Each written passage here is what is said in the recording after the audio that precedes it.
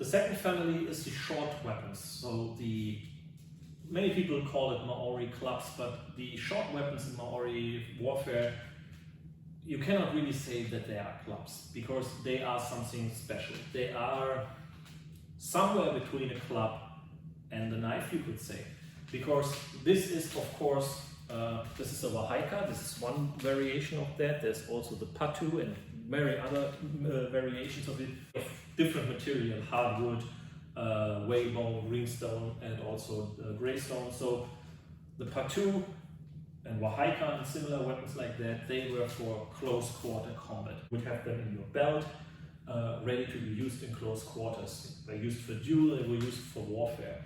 And you would use this sharp striking edge, like with a tire heart, you use not for wide swings, because that, this brings you nothing. This is not like heavy cudgel or club, it's not like a mace. This is meant for sharp striking and thrusting, okay? Jabbing. You use like boxing motions, forward to the bridge of the nose, quick strike to the temple, rear strike, and of course the strike with the butt end in close quarter. So what would come in handy very much is grappling, so close range combat, blocking your opponent's weapon, grabbing his arm, and then stabbing this upwards between the ribs. So the short weapons, patu, wahaika, and so on, they are made for that, not for wide swings, no, more for this kind of motion, okay, and in close quarters to use this and that. So Maori wrestling was also very important. They had different types of wrestling for warfare, but also for recreational sports. And these wrestling techniques with the weapon would come in handy when you use a short-range weapon like the patu or wahaika.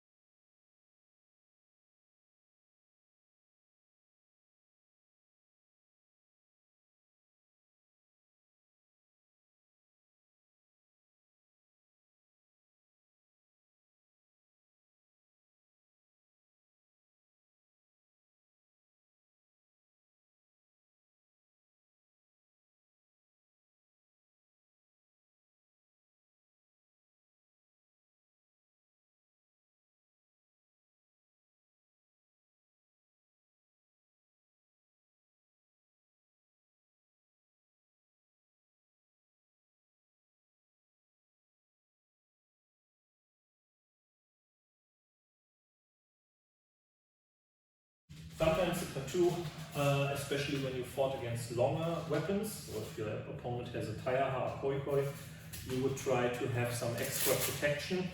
So they would wrap cloth around their forearm to have a makeshift shield. They would wrap cloth like a makeshift buckler in their hand.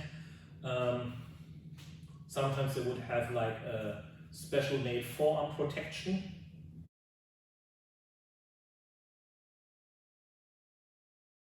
Or they would use this here, you would say a simple stick. The name is kado, and this was like a parry stick. So you would have this. You see the length is even a little bit longer. You could use it on your forearm, like you use a Highland dirk or something to parry strikes, but you could also use this like a parry dagger to push away something of your opponent or to block. You can even use it to hit, of course. I mean, it's a stick, you can hit someone with that. But this karo would be used mostly to block the actions of your opponent and get your short weapon into action.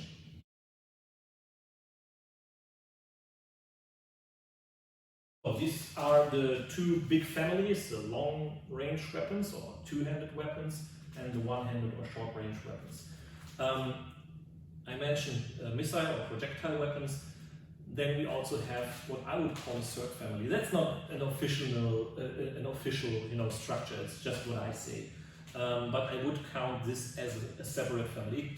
It belongs to the short-range weapons, but it's still a little bit different. And that is the tete or oka, at different names in different parts of New Zealand, which is a wooden dagger or a wooden stiletto. So of course it's not like a knife you cannot slash or something, but it is pointy, carved hardwood. Could be longer than this, smaller. There were also different variations. They were more triangular. They were more like with barbs.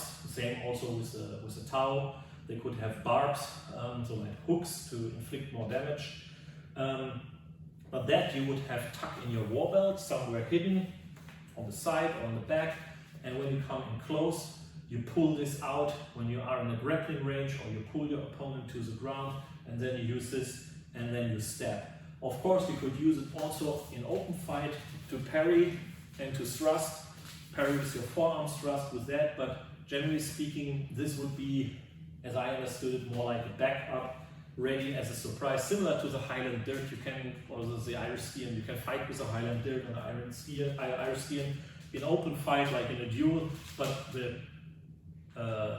most times it was used was when you know, like, surprise, I have a dagger, you're dead. So I pull it out, so somewhere in the clinch, and then I use it and stab. So yeah, wooden daggers were a thing in Maori warfare. You don't see that in theatrical display compared to the other weapons, but this was also something. There are historical examples, historical accounts where these things were used. As I said, different forms, different lengths, but generally speaking, you have a wooden dagger, a wooden stiletto, which you can slam into the throat or into the body of your enemy.